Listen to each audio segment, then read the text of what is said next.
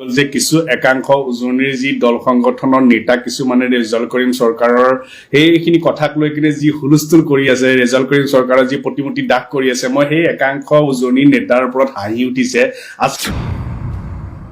আচলতে তেখেতসকলে ৰেজাল্ট কৰিম চৰকাৰৰ ৰাখি থৈ দিয়া মানুহৰ কামটো কৰিছে তাৰ বাহিৰে একো কৰা নাই কাৰণ সেই একাংশ আসলে জধা মূৰ্খ যে প্ৰথম কথাটো হৈছে যে ৰেজাল্ট কৰিম চৰকাৰে যি কৈছে শিৱসাগৰ বনাম ধুবুৰী বা তিনচুকীয়া বনাম তেনেকৈ যিখিনি কথা তেখেতে কৈছে যদি আমি ভালকে চাবলৈ যাওঁ তেতিয়া হলে অসমখনৰে এটা অংশ ধুবুৰী বা শিৱসাগৰ বা তিনচুকীয়া নহয় জানো আমি সকলোৱে মিলি কিনে আমাৰ অসমখন আমি বৰ অসম গঢ়া সপোনটো আমি দেখা নাই জানো যদি তেনেকুৱা ক্ষেত্ৰত দেখিছো তেতিয়া হলে শিৱসাগৰ তিনচুকীয়া যিখিনি কলা সংস্কৃতি যিখিনি মানুহৰ এটা ব্যৱহাৰ পাতি আছে কিয় সেইখিনি ধুবুৰী মানুহখিনি শিকিব নোৱাৰিব জানো বা অসমীয়া কলা সংস্কৃতিখিনি ধুবুৰীৰ মানুহখিনিয়ে কি আকলি ল'ব নোৱাৰিব জানো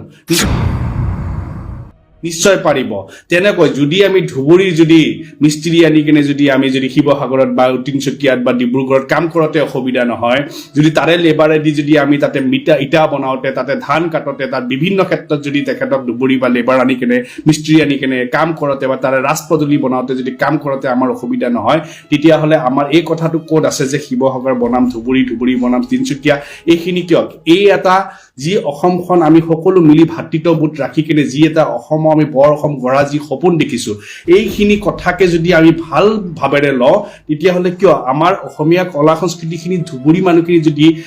আকোৱালি লয় ভালকে তেখেতসকলে শিকি লয় যেহেতু তেখেতসকলে মাতৃভাষা অসমীয়া লিখে বাকিখিনিও যদি আকোৱালি লয় কিমান ধুনীয়া সৌন্দৰ্য হ'ব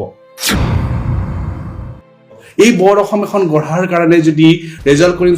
চৰকাৰে যদি এইখিনি কথা কৈছে তাতে কিছু একাংশ দল সংগঠনৰ আসলে পকৰ জ্বলি গৈছে পকৰ জ্বলি যোৱা নাই ৰেজাল্ট কৰিম চৰকাৰে এটা ধুনীয়া কাম কৰিছে বিস্কুট পেলাই দিছে আৰু সেই বিস্কুট পেলালে কোনে চিঞৰ বাখৰ কৰি থাকে সেই সকলে চিঞৰ বাখৰ কৰি কিনে বেলেগ একো কাম কৰা নাই ৰেজাল্ট কৰিম চৰকাৰক আৰু বেছি জনপ্ৰিয়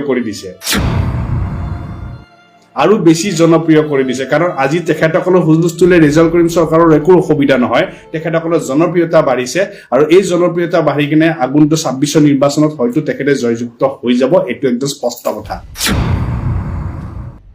আৰু সেই কাৰণে এই উজনিৰ এই একাংশ দল সংগঠনৰ নেতাই আসলতে চান্দা লতে তেখেতসকলৰ এই মাল মগজুত ব্ৰেইনটোই নোহোৱা হৈ গৈছে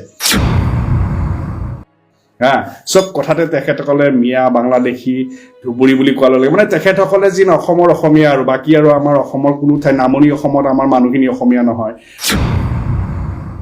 আমাৰ ধুবুৰীত অসমীয়া নহয় আমাৰ কোনো জেগা বঙাইগাঁৱত অসমীয়া নহয় বিভিন্ন জেগা মানুহখিনি যেন তেখেতসকলৰ কাৰণে অসমীয়া নহয়